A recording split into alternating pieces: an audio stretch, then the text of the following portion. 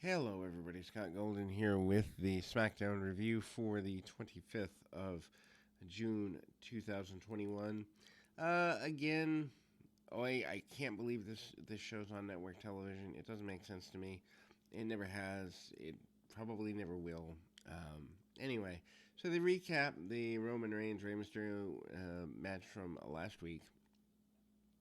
Reigns and Heyman are in the dressing room. Heyman notes that Reigns injured Dominic and Rey Mysterio, but they acknowledge them from their hospital beds. I found this funny. Anyway, uh, so Jimmy Uso appears and approaches Reigns, and he tells him that he talked to Jay. Jay told him that he's not coming back. Reigns is furious. Jay's not coming to work after everything he did for him.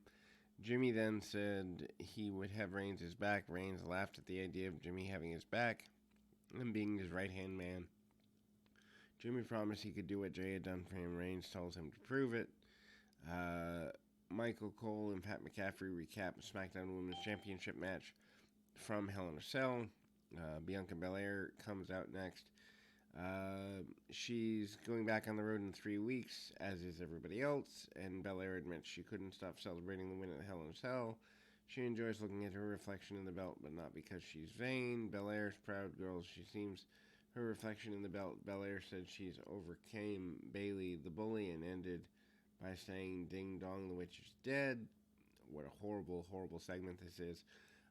Rollins' music interrupts and he makes his way to the ring. He's happy to join Belair and celebrate their wins from Sunday. Rollins claimed he overcame odds and she didn't. Rollins claims Belair had a fluke victory, and he notes that he dominated Cesaro, but Belair just barely beat Bayley. Try saying that 3 times fast. He pretended to celebrate with her, asked her for a high five, and then threw up the click sign. Rollins notes that they have to high five now because Bayley is going to beat her up. Bayley's music hit and she rolls out, and basically there's yelling at Cesaro. Cesaro comes out. Basically what we have is a mixed tag match. 12:06, Bayley and Seth Rollins defeat Bianca Belair and Cesaro. Match is fine. Getting here is clunky. Babyfaces have the early advantage. Rollins takes over on Cesaro. He slows the pace with Shinlock. Cesaro then fights back with uppercuts. Rollins counted out and kicks to the back. And Rollins attempts a suplex. Cesaro counters. Rollins slips to the back and tries to give Cesaro a back suplex. Cesaro lands on his feet and then tags to Belair.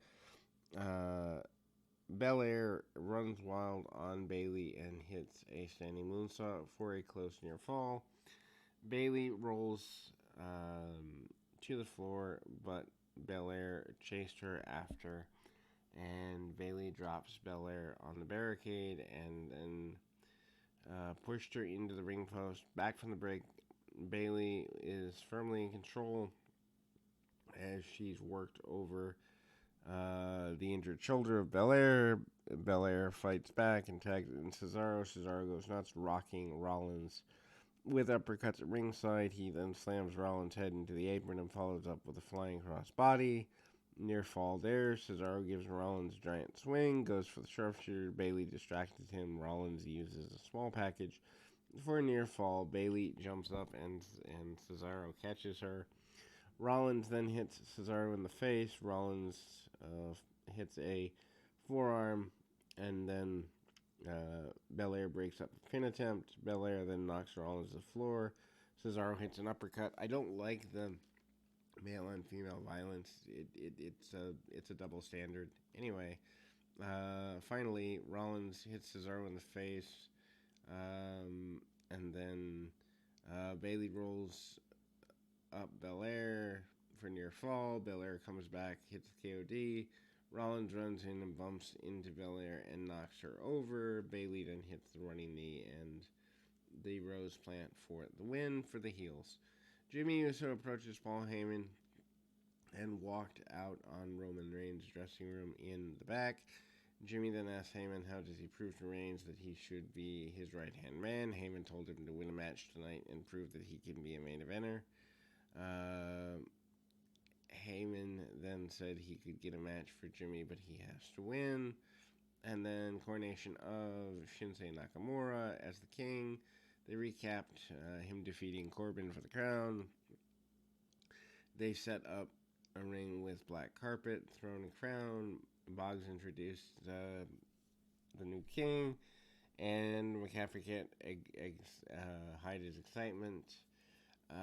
Boggs introduced Nakamura as the king of SmackDown. Nakamura and Boggs then rocked out and danced to his theme. Kayla Braxton tries to interview Corbin, who's watching on the monitor. She called him king, but then corrected herself and called him Baron Corbin. Corbin started crying. He couldn't speak. He walks off, said, "What's the point?" Why is he not one of the fired ones? I really need to know this. This does not make sense to me. They end up... anyway, so in the back, Seth Rollins ended up running into Adam Pearce and Sonya Deville's office. Rollins is happy and joking around, but then he became serious. He demands a shot at the Universal Champion. Pearce and Deville admitted that he deserved a shot, but they weren't ready to decide. Money in the Bank qualifier, Big E defeated Apollo Crews with Commander Aziz in 12 and a half minutes. Not a bad match. Big E has an early advantage and scores a victory. Crews then kicks Big E in the face, but then responds with a clothesline for near fall. They fight on the apron. Crews hits a Death Valley driver. Ouch. Why? Back from the break, Crews hits a standing drop kick and a near fall. Big E misses charge in the corner. Crews hits a suplex for near fall. Crews then makes fun of Big E and kicked at him.